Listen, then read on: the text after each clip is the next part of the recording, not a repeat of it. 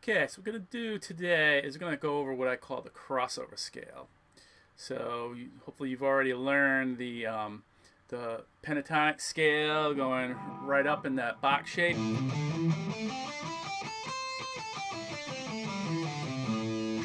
So we're going to do it's also called extended scale sometimes. So bring the camera down and let's take a look at it. So again, what we got here is we got our regular box shaped pentatonic. Now when we went over this, we talked about playing in sections, playing that section. You have the upper section, or you can put these all together. But you have this middle section where I add that little extra, so I have to call this the rectangle, and then the tail. A little rectangle, kind of like box kind of shape, and a little tail. So what we're going to do is we're going to take this and bring it into other areas. So within this, the upper, from your perspective, upper right hand corner, that's where your root is. So now I can do that whenever my root is on my ring finger. This little pattern of the rectangle with the tail, that works. So here's a root right here. I can bring it over here into this fret and then have. Works the same way. There's a root right here. So I can go through all of these and do the same thing. And these connect. So now I got these extensions beyond just this regular pentatonic scale. To there. Then on the next string, the D string. Then I go to my B string. Now I got to go up one. And there you go. So this kind of works really good. For some reason, the way it's set up, it lends itself to some nice little phrases. I'm going to play a backing track, kind of show you what you can do with it.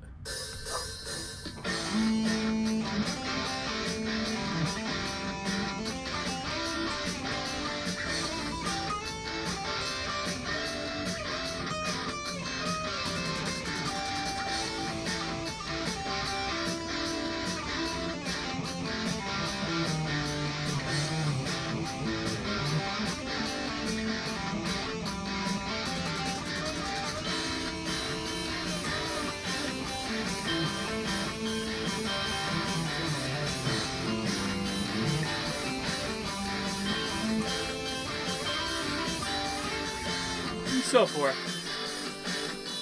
So you can move around a lot and then and have some fun with it.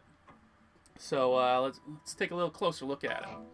So hopefully you've already played around in this little middle area, and you discovered for yourself that you can really make some really cool little phrases with in those little areas.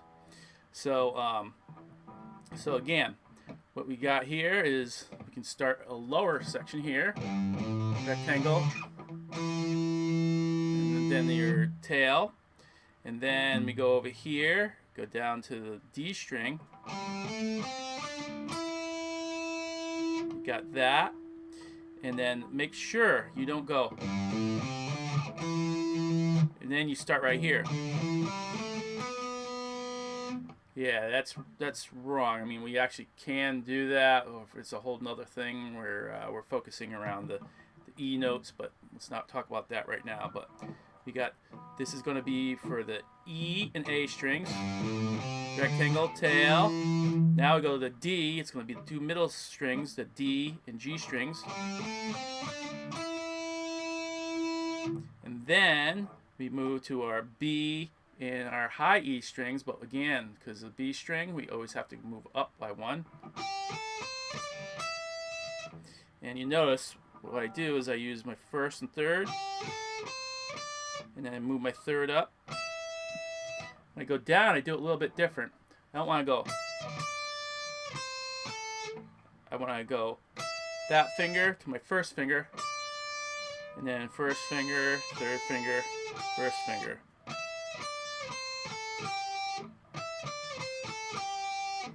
Make sure in these little areas you put on a track and just stick in that area and play around.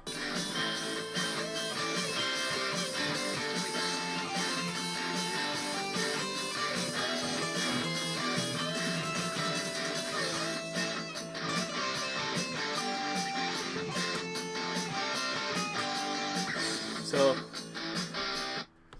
it's a little limiting when you're just in that one little area, but it's kind of good when you're limiting yourself. You got to be a little bit more creative. But yeah, stick in a little area, kind of get used to that, and then you can kind of start mixing things up. That's when it starts to sound a lot better. So again, when we go down, third, first finger, third, and then my first finger. Now, you can, when you move the next string, you could jump over and then do the same fingering, but I don't do that, especially because I like to do this little thing in between. Pull off to that. So I like to do. But when I go down, I go. Then I'll use my second finger instead of my third, because it's sitting right there. And then I jump down my first finger, third finger, first finger. And here I can just do like normal. Third finger, first finger, third finger, first finger. So what you want to do is go up.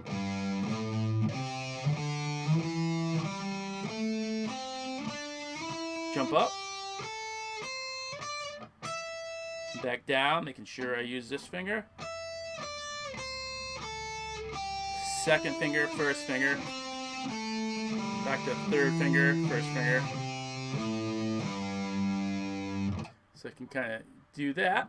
You can also do, instead of picking both of these, you can do a slide.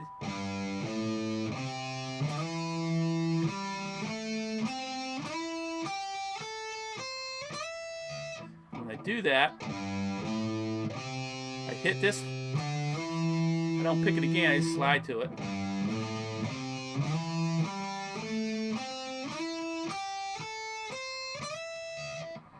And then eventually you'll be doing the hammer on. That's what you can kind of. Eventually you add in blues note.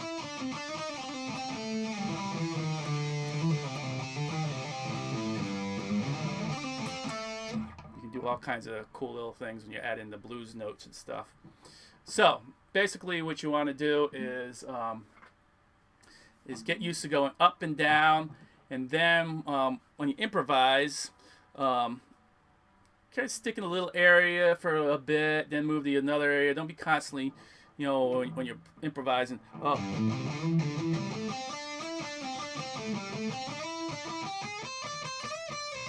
like you got to keep moving around. Stick in small areas and really work those notes, make some melodies. And so it's sort of like this. I'll play nice and simple. I'm not going to get all fancy. I'll play really, really simple now.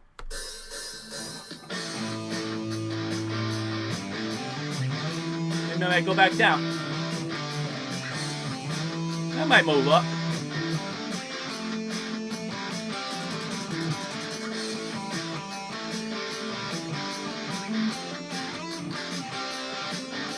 You notice I kind of mixed it up. I didn't just stick with this and go back.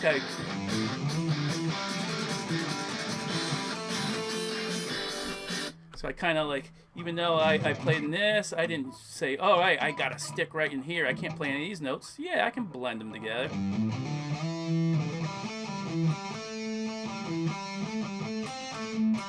You can go ahead and mix them up. But yeah, again, really work those little areas. Keep working up.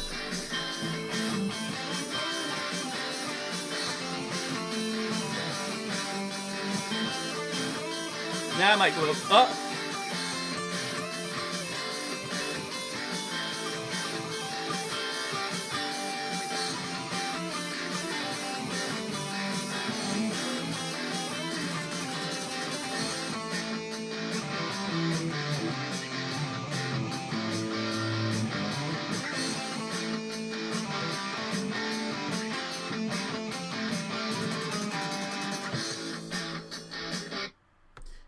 So I think you got the idea. You stick in little bitty areas, and sometimes for passing notes, you can.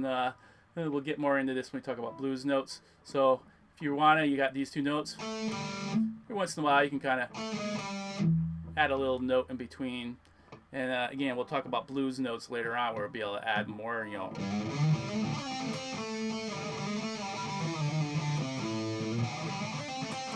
gonna be able, you can make it sound like you're playing so much quicker and everything, even though you're only adding a little note in between.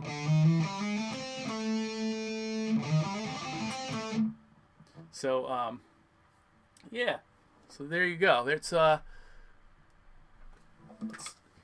That's learning, taking your crossover scale. So what you want to do is go through the scale up and back down, and get used to moving through that, and then just kind of get used to improvising with it and playing around. Now, one thing you might want to do is in the very beginning, you might want to stick with just those and kind of playing around with that, get used to it.